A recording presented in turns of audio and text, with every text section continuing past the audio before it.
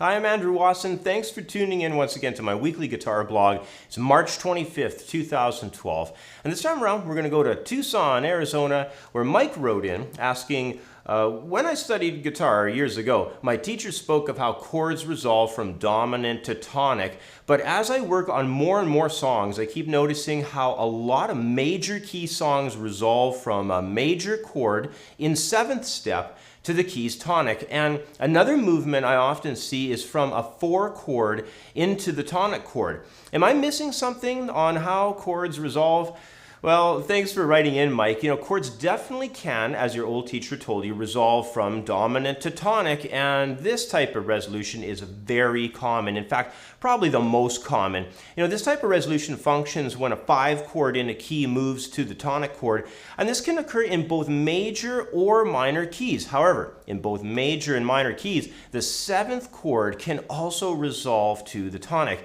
And there's yet another one also. It's the 4 chord. It can resolve to tonic as well. So to help you better understand these various resolutions, let's zoom in on the guitar and give you a chance to hear these chord changes and how they function to resolve chord progressions. We're going to run through 3 different examples to cover this whole resolution principle. Now, before we get started, though, it's important to understand diatonic chord families. There's 3 principal families we have for how chord progressions move, and they're called tonic family, subdominant family, and dominant. So if you're very new to this type of topic, it would be good to research that a little bit. Basically, it's chords that share a lot of the same tones and produce the same type of emotional effects when they move from one harmony to the next. Now, our first example number 1, is going to be staying in tonic family with the chords of C major and A minor. Those are both considered tonic family chords in the key of C major, which this is the key for our progression. And then we're going to move into the second measure to a couple of subdominant family chords. We'll have a 2 chord and a 4 chord, D minor to F. And then we're going to move to a couple dominant family chords. We'll have G major, and we're just going to extend that out into 7th chord harmony a little bit there, have a G7 come up, and then resolve. So let me play this progression for you now. It goes like this.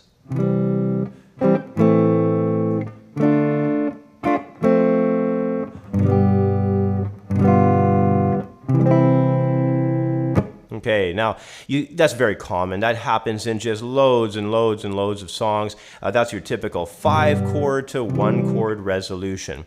Now, let's go to example number 2, where we're going to have the same kind of harmonic family movement, but this time we're going to just spice it up a little bit. Now, I'm just going to start off in telling you that the first 2 measures are basically identical to example number 1. So we have that tonic family, C and A minor, moving into subdominant family, D minor and F. But when we get to the 3rd measure, we have a B flat major to a B flat dominant 7th coming into the C. And if you're not familiar with modal interchange, which is what this concept is, that is a flat 7 major chord and then a flat 7 dominant chord pulling us around to the tonic family. That is a very cool concept. It does happen in just loads and loads of songs out there. So again, if you're kind of unfamiliar with modal interchange and that entire principle, you may want to do a little bit extra theory work and discover what's going on with that. But I'm going to play you example number 2, give you a good idea what this one sounds like. Here we go from the top. C major, A minor.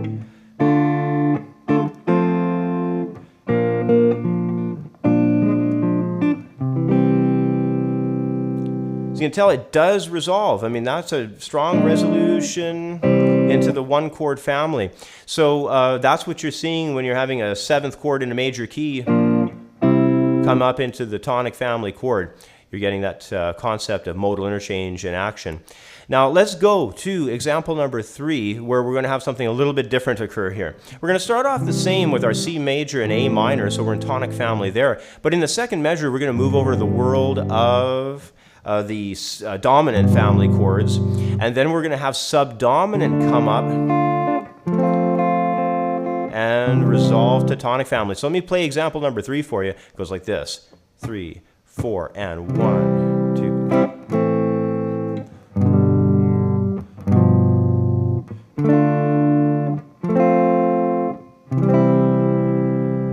Now that's an example of a 4 chord or a subdominant family idea resolving into the tonic family. So that may not occur as much as, say, a 5-1, but the 4 chord to the 1 chord is definitely a very legitimate resolution. So let's go over a little bit more theory and discuss the concept that I want to go into next with you, which is called cadence. Well, as you can tell, there are a number of ways that chords can resolve progressions. And this resolution concept in music is actually referred to as a cadence. Now, the 5 chord moving to the 1 is called an authentic cadence. But when chords resolve from 4 to the 1, this is called a plagal cadence. And on the rare occasion when harmonies resolve to the 5 chord, often by way of a harmonic process called secondary dominant, this is referred to as a half cadence. So if you're unfamiliar with resolutions, it's a good idea to spend some time studying cadences because it's well worth it to your theoretical knowledge in the end. Anyway, once again, that's about all the time I have for today. As always, I hope these explanations help you. Thanks for watching. Have yourself a great week, and I'll catch up with you next time. Bye for now.